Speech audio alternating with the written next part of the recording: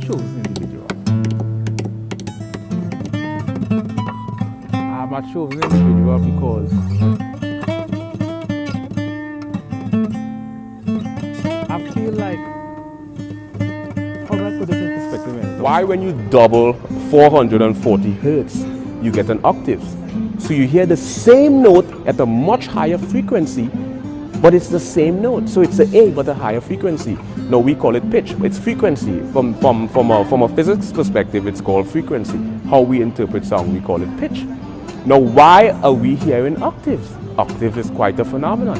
It turns out that based on our biological evolution, we and our Homo sapiens, our survival mechanism